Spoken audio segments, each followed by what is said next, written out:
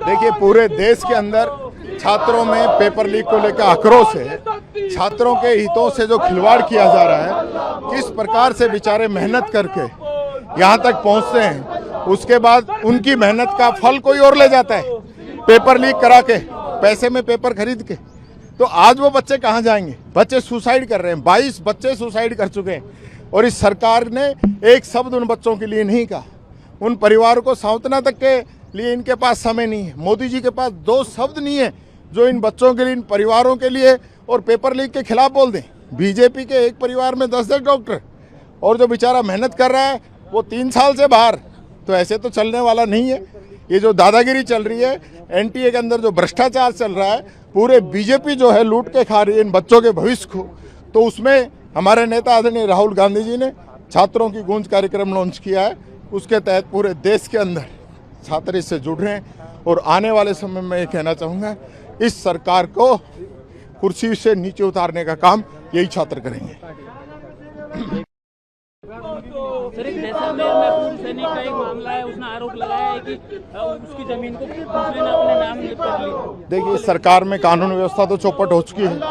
रोजाना ऐसी घटनाएं हम देखते हैं जिसमें लोगों को गाड़ियों से कुचलना, गोली मारना, मारपीट करना, ये घटनाएं आम हो चुकी हैं।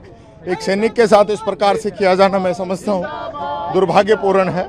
सरकार को तुरंत संज्ञान लेते हुए इसमें जो भी नियमानुसार कार्रवाई है वो तुरंत करनी चाहिए। कानून है ही नहीं, जीरो है। लूट मची हुई है, कोई खनन के माध्यम से, कोई बजरी के माध्यम से लूटने में लगा हुआ है। अब तो चंदा भी लूट रहे हैं लोग। तो ये जो चीज़ें हैं ये जनता के सामने आ चुकी हैं। कानून व्यवस्था के नाम पे जीरो है। रोजाना रेप, मर्डर, साइबर फ्रॉड, ऐसी घटनाएं हो रही हैं। मैं समझता हूँ एक पूर्ण गृह मंत्री की इस राजस्थान के अंदर जरूरत है।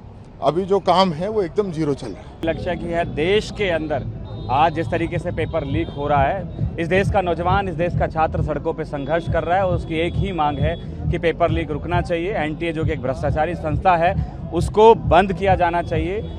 और धर्मेंद्र प्रधान 21 से ज़्यादा मौतों के जिम्मेदार हैं, उसकी नैतिक जिम्मेदारी लेते हुए उनको अपने पद से इस्तीफा देना चाहिए।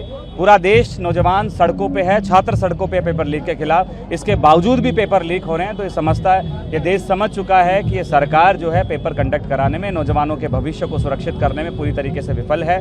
और आज उसी को लेकर आज राजस्थान विश्वविद्यालय से अल्बर्ट हॉल तक 5 किलोमीटर की मैराथन, जिसमें हजारों साथियों ने भाग लिया, धावकों ने दौड़ लगाई पेपर लीक के खिलाफ।